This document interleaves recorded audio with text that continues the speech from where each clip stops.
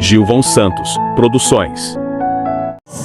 E lá no quarto domingo do mês, eu estava conversando com o pastor aqui e falei: pastor, que dia é o quarto domingo aqui é o quê? Ele falou que sim, é ceia. Eu já estava de olho de convidar já o conjunto que fizeram aqui uma coreografia sobre missões, mas como que é ceia aqui, eu sei que vocês vai ser difícil lá. O pastor Atos falou, eu falei: pastor, hoje é ceia aqui. E ele falou assim: irmão João, eu vou te liberar, porque é o Santo Cecília. Mas coloca na sua agenda. Eu falei: pastor, na ceia eu não saio. Eu não saio. O pastor Valdinei está aqui. Na minha agenda, primeiro domingo e quarto domingo eu não saio. Mas o pastor Atos me liberou, estou aqui debaixo da bênção. Falei: pastor, cadê a carta? Ele falou: não precisa. O pastor Valdinei não precisa. Amém, meus irmãos? Marcos capítulo 16, quem achou, diga amém. Amém. Vamos ler a palavra do Senhor. Marcos capítulo de número 16, versículo de número 15 e 16 diz assim: e disse-lhe: ide por todo o mundo, pregar o evangelho a toda criatura. Quem crê e for batizado será salvo, mas quem não crê será condenado. E esses sinais seguirão aos que crêem: e em meu nome expulsarão demônios, falarão novas línguas, pegarão nas serpentes, e se beberem alguma coisa mortífera, não lhe fará dano algum. E imporão as mãos sobre os enfermos e os curarão. Amém? Amém.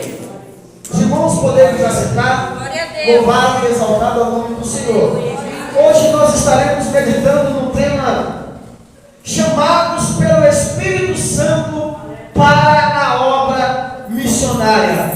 Chamados pelo Espírito para a obra missionária. Meus amados irmãos, quando eu abro minha Bíblia no Evangelho de Marcos, Evangelho de Jesus Cristo segundo escreveu o evangelista Marcos, e quando nós acabamos de ler aqui no versículo 15 e 16, uma missão qual Jesus estabeleceu para a sua igreja, uma missão estabelecida para a noiva, para que pudesse pregar o evangelho a todos os lugares. Hoje pela manhã eu estive vendo o evangelismo, e é isso que a igreja tem que fazer. Essa é uma das missões da igreja, e nós temos que estar enquadrados nessa missão. E o que eu acho mais interessante é que no livro de Marcos, no capítulo 16, no versículo 15, Jesus deixou escrito essa ordenança para a sua igreja: ide por todo o mundo e pregai o evangelho a toda a criatura. Uma das nossas responsabilidades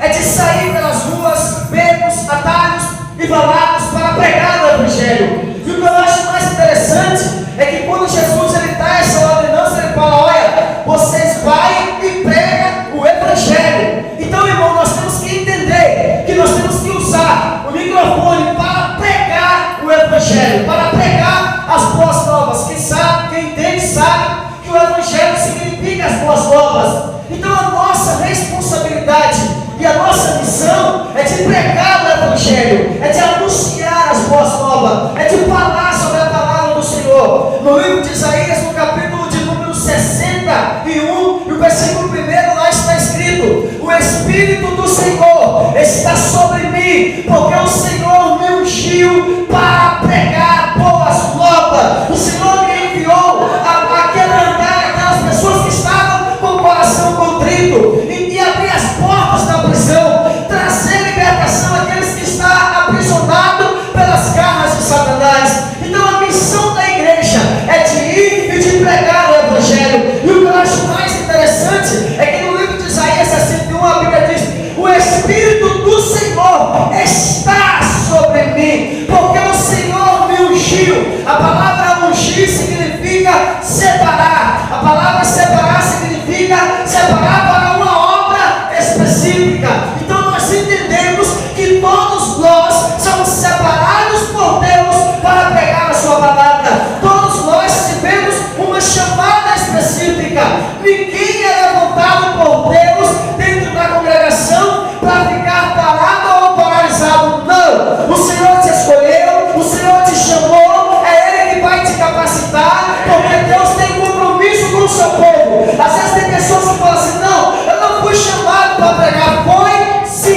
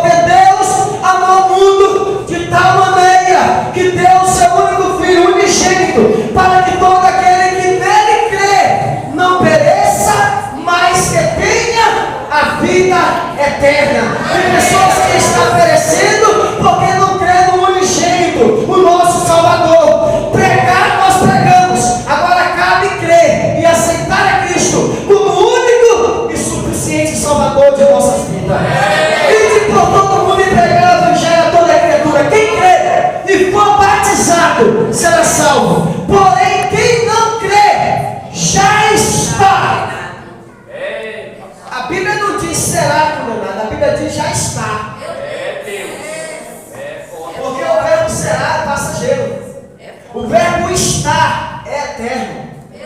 Então, quem não crê já está condenado. A condenação é certa. Porque depois de a igreja pregar o evangelho aos quatro cantos do mundo, pregamos, pregamos e pregamos, e as pessoas às vezes têm dificuldade de crer ou de aceitar a Cristo, porque não crê ou porque não acredita, mas a nossa missão nós estamos fazendo. Nós já estamos indo. Pela manhã tivemos o evangelismo na igreja do Santa Cecília. Então vocês fizeram a sua parte. Foi e anunciaram. Como ouvirão se não há quem pregue? Quem estava dentro de casa sentado pela manhã, depois do café da manhã, pode ouvir o evangelho. Porque vocês foram. Como ouvirão se não há quem pregue?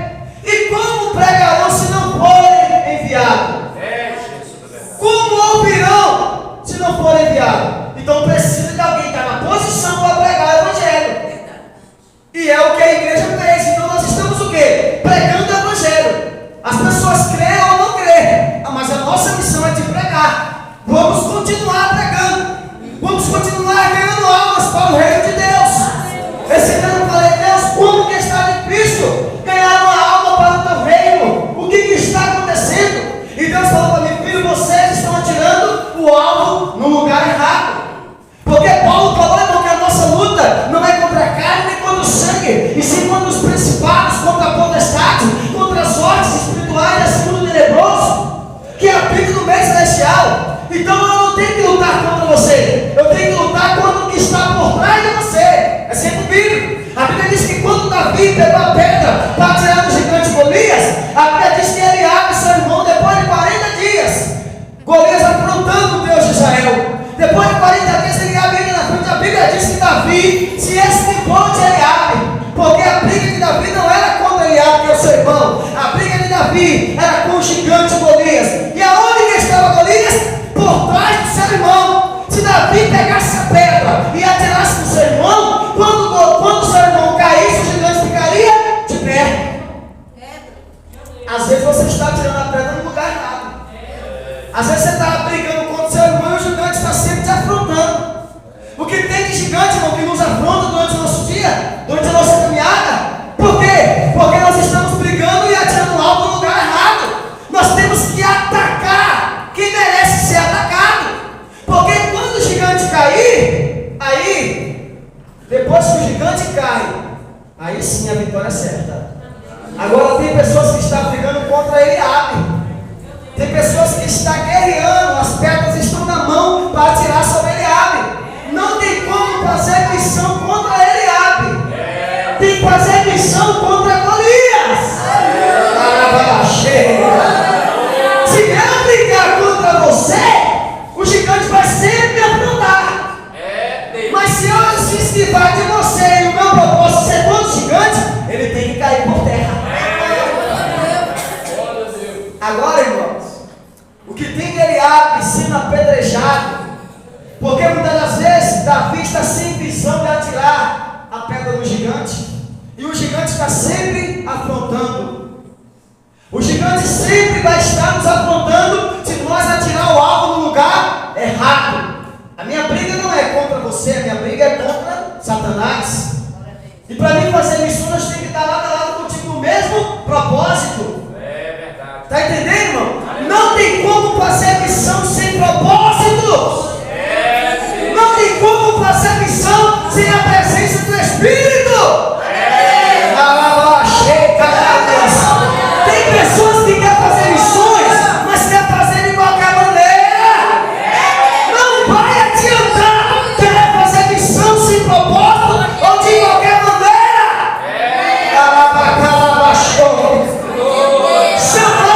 Pelo Espírito Santo para a obra missionária.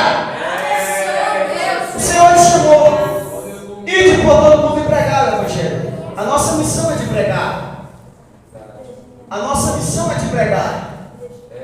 Vamos pregar. Todos nós temos uma chamada. Em Atos dos Apóstolos, no capítulo 13, a Bíblia diz assim, ó, na igreja que estava em Antioquia, havia alguns profetas e doutores, presta atenção, a saber, Barnabé e Simeão, chamado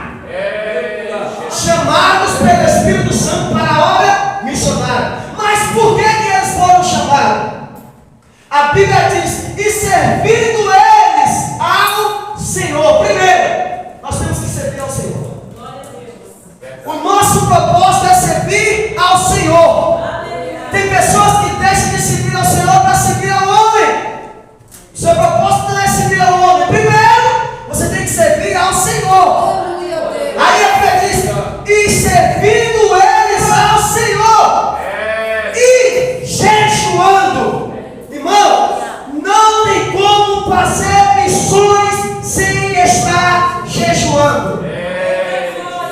Quer ganhar almas para o reino de Deus? Consagra a sua vida. Separa a sua vida para a obra do Senhor. Quando eu falo de jejum, eu lembro da nossa irmã Elisângela, que está lá no cantinho dando glória a Deus e aleluia. A gente trabalhava no hotel, lá em Alphaville, e eu sempre, na igreja, o pastor Valdinei lembra, eu sempre mexi com missões. E ela, irmão, com aquela facilidade de jejuar que é só dela.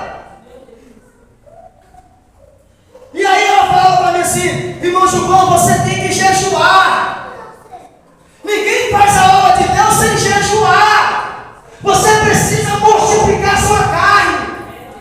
E todo dia que nós íamos trabalhar, pegávamos especial, quando eu dava alguma coisa para ela comer, ela dizia: não quero. Eu dizia: Jesus, eu vou dando propósito de novo. E eu, irmão, sempre comendo. Eu trabalhava na cozinha, eu era auxiliar de serviços gerais, ele trabalhava na cozinha. E fui evoluindo, eu era o Severino da casa. Aí teve um outro dia e ela era camareira, eu fui levar uns iogurtes para ela, uns pãozinhos de queijo, fui todo empolgado. Ela falou: irmão Gilvan, você precisa jejuar. Falei: pronto, agora quer saber, Gilvan? Não vou dar mais nada para essa mulher comer. Todo dia eu estou jejuando. E ela ensinou para mim e falou: para direto, você precisa jejuar. Eu falava: mas eu não consigo. Aí ela falou: você precisa. Aí eu disse: servindo eles ao Senhor, jejuando e orando. Aí quem estava lá no meio da reunião? Disse o Espírito Santo. Então quer dizer, através da oração do jejum, o Espírito Santo se manifesta. Através da oração do jejum, o Espírito Santo tem liberdade de operar. Está entendendo, irmão? Aí quem que está no meio da reunião? Disse o Espírito Santo: apartai para mim Barnabé e a Saulo. Para quê? Para a obra que eu vos tenho chamado. E que obra era essa? Missões. Que obra era essa? Missões. Eu cheguei para ela e falei assim: irmã Elisângela, eu vou visitar o meu cunhado lá no sítio do Conde, Bahia, é de Recife. Lá no sítio do Conde. E ele era um macumbeiro, o pastor Valdinei conheceu, a irmã China. E ele era macumbeiro. E ele casou com a minha irmã. E quem estava aqui, quando eu dei uma pincelada desse testemunho, eu falei que eu não sabia se ele era o meu cunhado ou se ele era o meu padrasto. Porque pelo período ele se tornou meu padrasto. Fez uma obra. E aí induziu a mente da minha mãe, que já também mexia com isso na Bahia. Fez um trabalho para ela e ela virou a cabeça. Quando ela virou a cabeça, ela foi fazer um trabalho para o esposo dela, o ex dela, voltar. Nesse trabalho ela ficou apaixonada por ele. E esse homem de branco, um terno branco, um chapéu branco, passou por cima da rua. Quando eu olhei, eu falei: quem sou eu? Onde é que vai o homem de branco? Lá em cima. Só que eu não conhecia Jesus ainda. E aí ele subiu. Quando ele desceu, ele veio para a nossa casa. Quando ele chegou na nossa casa, a nossa vida mudou de mal a pior. Porque se a minha mãe já mexia com o espiritismo na Bahia, ela ficou mais envolvida ainda. E ela começou a aprender coisas com ele. E aí eles tiveram relações, e aí se tornou meu padrasto. Depois que ele se torna meu padrasto, depois de mais aproximadamente uns 10 anos, teve caso com a minha irmã. Minha irmã era nova, pura. Fez uma outra obra, teve caso com a minha irmã. Nesse caso que ele teve com a minha irmã, ele fugiu com a minha irmã. Quando ele foge com a minha irmã, foi 22 dias, 22 anos, que nós não sabíamos onde que a nossa irmã estava. Meu Deus. Ninguém teve notícia mais da minha irmã. Mas como que as redes sociais foram evoluindo através das redes sociais, nós conseguimos nos encontrar. Só que quando nós nos encontrou, ela já tinha 3 filhos com ele. O mais velho dela, a mais velha dela, tem, se não me falha a memória, 22 anos. Quando a gente encontrou, eles estavam próximos a Salvador. Começamos a entrar em contato com eles, com ela, e conversando, e pregando e falando de Jesus. E ela queria ouvir falar de Jesus, mas ele o impedia, porque aquilo já estava atrapalhando os seus trabalhos. Porque Jesus é assim, irmão, onde ele chega, alguma coisa acontece. E aí, quando ela chegava aos lugares onde ele iria fazer o trabalho, a presença dela já estava o incomodando. Por quê? Porque ela já estava voltada para Cristo, através do Evangelho que nós, família Nascimento, estávamos pregando. E aí eu cheguei para ela e começando a pregar para ela pelo telefone, pregando pelo telefone, falando de Cristo pelo telefone. O tempo se passou, convidei eles para vir para Belo Horizonte. Tiveram aqui 1 ano atrás, Dia dos Pais. Imagina o pastor Vladimir lembra. Há 1 ano atrás eles estiveram aqui. 2 dias antes, 2 dias que ele tinha morrido, eu estive pregando aqui. Ele tinha morrido 2 dias antes. Mas antes dele morrer, eles vieram para cá conhecer Belo Horizonte e ficaram 15 dias hospedados na minha casa. Nesses 15 dias que ele ficou hospedado, lá no serviço da empresa, nós orando, e eu apresentando ele na oração, e as pessoas também orando por ele. No Dia dos Pais ele chegou e foi a primeira vez que ele entrou em uma igreja cristã. Foi a Assembleia de Deus do Vila Ecológica. O primeiro dia que o macumbeiro de 59 anos envolvido na macumba entrou em uma igreja chamada Assembleia de Deus do Vila Ecológica. Quando ele participou desse culto conosco, ele chegou em casa e falou bem assim: a minha alma nunca sentiu o que eu senti hoje. Quando ele fala isso para mim, irmão, sentado na mesa tomando café, a minha irmã, na hora do apelo, ela queria ir lá e aceitar a Cristo, mas como que a esposa dele o respeitava, e não aceitou a Cristo naquele Dia dos Pais. E ele ganhou um dos presentes por ter 52 filhos. Era o pai que tinha mais filhos ali dentro. Ele tinha 52 filhos, ganhou esse presente. O segundo presente que ele iria ganhar era o pai mais velho ali, ia ganhar. E aí ele iria ganhar o segundo presente. Temos fotos com ele, eu, minha irmã, e a igreja lá, tirando foto com ele. Irmão, ele saiu daquele culto, mas já saiu diferente. Glória a Deus. Quando ele chegou em casa no café, ele falou bem assim: olha, a única coisa que impede da sua irmã ser crente sou eu. Santo Deus. Mas eu tenho certeza, isso ele falou lá na minha casa, mas eu tenho certeza que um dia ela vai ser crente. E eu tenho certeza que quando esse dia chegar, eu não vou estar mais vivo. Porque ele temia na parte financeira de ter dificuldade. Ele temia de aceitar a Cristo e a parte financeira mudar. Porque meu irmão pregava sem sabedoria que quando aceita a Cristo perde tudo. Satanás rouba tudo. Tudo que Satanás deu, Satanás rouba. Então ele tinha medo e não aceitava Cristo. Eu cheguei para ele um dia e falei assim: aceita a Cristo que Deus vai mudar a situação da tua vida financeira. Ele chegou para mim e falou assim: eu vou aceitar, mas um dia, na hora certa vai chegar. Passou-se, o tempo passou. Aí quando eu estive pregando aqui, eu comecei a contar que ele passou mal e aí teve que fazer os medicamentos. E tudo a medicina indicava que ele já estava morto. Mas a minha irmã já estava voltada para Cristo. Minha irmã começou a orar dentro do ônibus, indo para o hospital ver ele. Minha irmã começou a pregar o evangelho para uma outra mulher que estava do lado dela, falando de Cristo, indo visitar o seu esposo, que era macumbeiro, mas falando de Jesus. Aí minha irmã chegou para minha outra irmã e falou assim: como que eu faço para pregar para ele aceitar Jesus? E ele ali no hospital passa a beira da morte, para a medicina já não tinha mais jeito, para a medicina já estava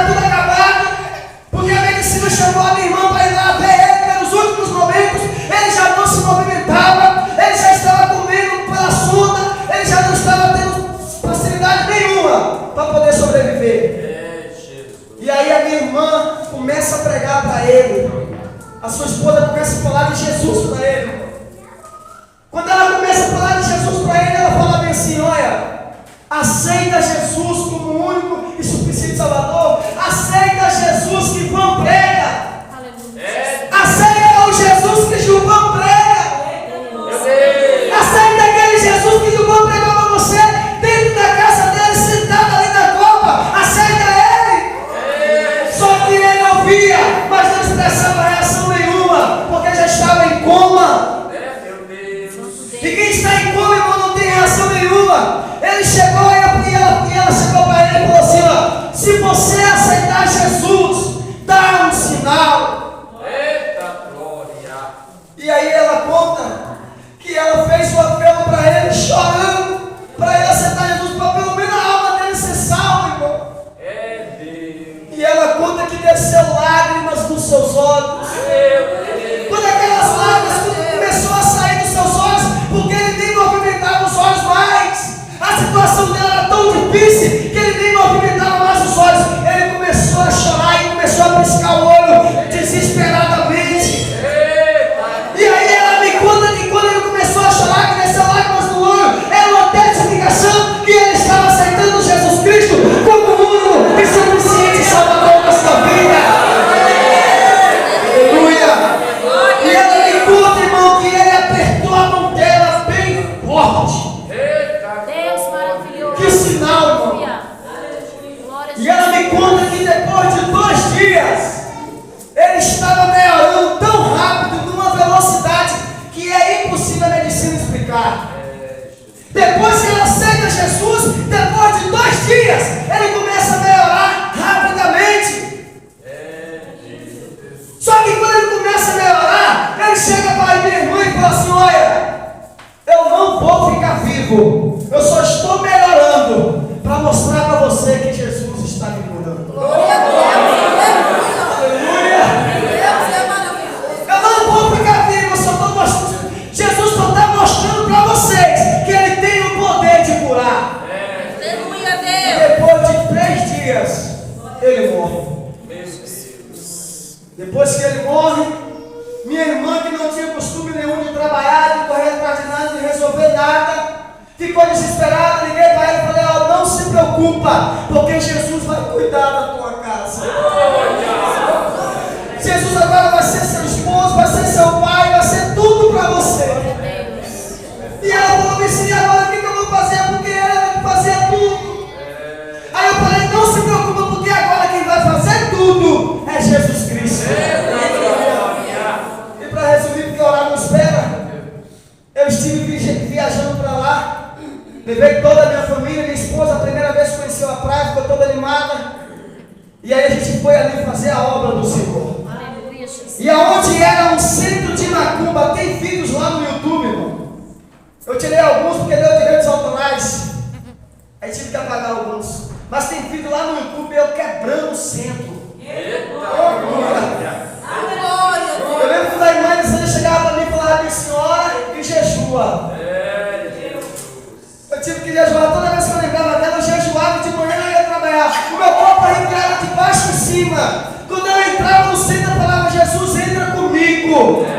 Jesus entrava, os anjos se espalhavam. Irmão, o ambiente que quando nós chegamos lá era pesado, o ambiente se tornou leve com a presença de Cristo naquele lugar. Eu cheguei com a minha irmã e aonde era um centro de macumba, a gente fez um culto lá dentro. 1h42 de culto lá dentro. E ele, antes de morrer, falou: olha, um dia esse centro de macumba vai ser casa de oração. Ele, antes de morrer, falou: um dia esse centro de macumba vai ser casa de oração. E aí me fala quem foi que dirigiu a oração. Cheguei nesse culto e falei: olha, todo mundo vai ter oportunidade, todo mundo prepara. E nós ouvimos todos que estavam ali participando daquele culto. Aleluia, Jesus. Irmão, quebrei tudo, foi uma quebradeira. Foram 8 dias de quebradeira, porque tinha uns lugares que o povo sentava e tinha uma roda onde o povo se reunia para fazer os trabalhos. Eu tive que quebrar tudo. Quebrei tudo, o salão ficou escrito assim na frente, e eu falei bem assim, vou pintar isso aí amanhã.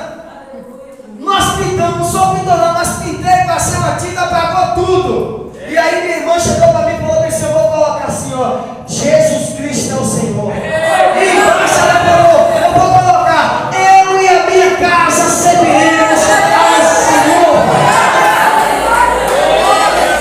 Participamos desse culto. Ela trouxe uma palavra do Salmo 91. O filho dela que colocava no status do WhatsApp cordões e cordões no seu pescoço, dizendo que daria continuidade ao trabalho do seu pai. Esse dia eu mandei um terno para ele. Ele chegou para mim e falou bem assim, tio, as pessoas conheciam meu pai aqui no sítio do Conde como um dos maiores macumbeiros.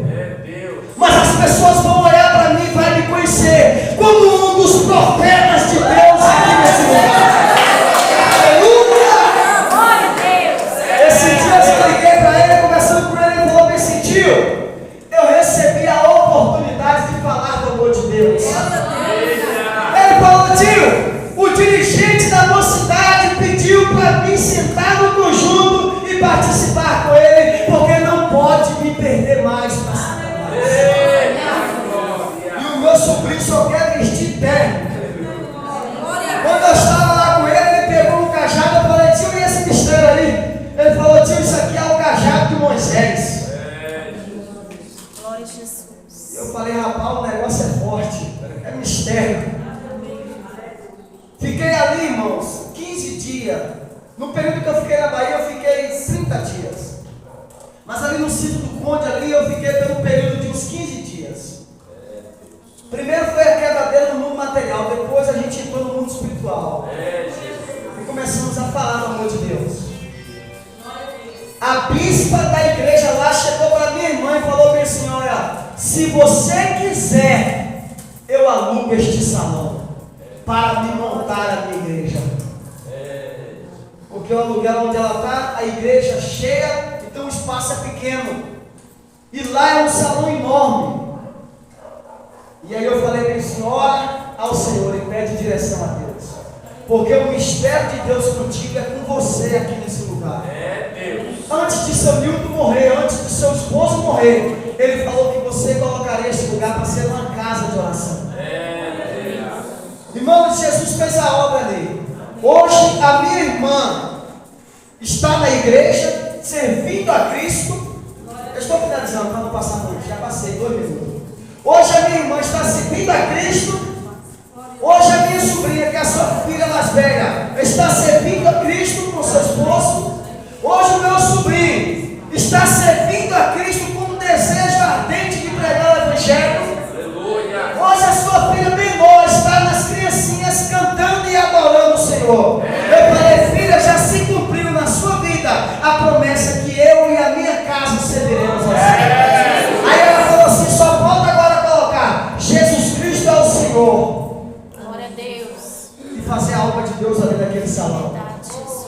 Santo Deus. Irmão, hoje quando você vai lá, você vê as fotos, vê filhos de antes e vê agora o depois. A obra que Jesus fez.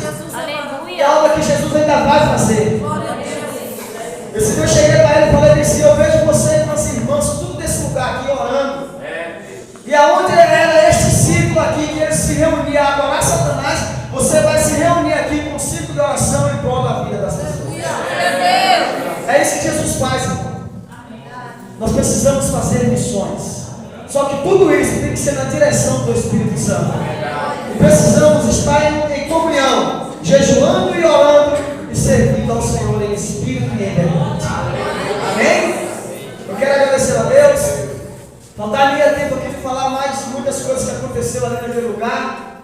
Eu fiquei ali na responsabilidade da igreja dessa bispa, porque ela teve que viajar e não tinha ninguém para dirigir ela nos cultos. Ela ligou para mim e falou, irmão Gilvan, você dirige os cultos para mim? Eu falei, pode ficar tranquila, vai na sua força. E fiquei uma semana na responsabilidade da igreja dela ali, irmão.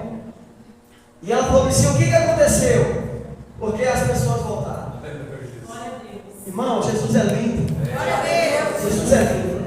E hoje a minha irmã congrega neste lugar. E o meu sobrinho adorando ao Senhor ali na Assembleia de Deus, no sítio do monte. Jesus é lindo, Jesus faz a obra. Não dá minha tempo aqui de falar do meu testemunho. Eu não sou muito de dar testemunho, mas o meu testemunho também é profundo. Falar para vocês o que Jesus fez na minha vida, a mudança que Jesus fez. É isso que Ele faz. E Ele quer continuar fazendo.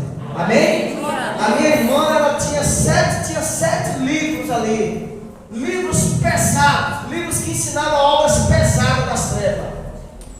O meu cunhado, quando ele lia os livros, ele falava que doía a cabeça dele, dava ânsia de vômito, de tanto que os livros eram pesados no mundo das trevas. Livros que ensinavam várias coisas, que eu não tenho tempo de citar aqui algumas. E aí ela chegou para mim e falou bem assim: olha, quando você chegar aqui, nós vamos queimar todos esses livros. Eu falei: Deus já está te dando graça para você queimar todos eles, mas se quiser me esperar. Ela chegou e ligou para mim e falou assim: já queimei todos os livros. Glória a Deus. O atabaque, tinha 3 atabaques lá que eles adoravam Satanás. Ela falou assim: o que eu faço? Eu vendo, eu falei: pede direção a Deus, e Ele vai te dar a direção. Irmão, Jesus é lindo, e Ele faz a obra. E a obra que Deus fez na vida da minha mãe, na minha vida, na vida dos meus 11 irmãos, foi uma obra maravilhosa. Quem me conhece aí sabe que a obra que Deus fez na minha vida já foi uma obra maravilhosa. Agora imagina na vida da minha mãe, que hoje, que era uma das macumbeiras da cidade de Piracaia, conhecida, que fazia obras das trevas pesadas, hoje ela é dirigente do círculo de oração das Assembleias de Deus. É isso que Jesus faz. É isso que Jesus faz. Ela já esteve aqui adorando o Senhor no Vila Ecológica e foi uma obra maravilhosa. Irmãos, eu quero ficar por aqui, já é 9h06, já passei 7 minutos do horário, sei que tem alguns avisos. Mas eu quero agradecer a Deus por essa rica e poderosa oportunidade, em nome de Jesus. Que Deus em Cristo possa continuar nos abençoando. Ore por mim, ore pela minha família, para que Deus possa continuar nos guardando e nos protegendo e nos livrando de todo mal. Amém? Graças a Deus, eu quero agradecer a Deus por essa oportunidade, em nome de Jesus.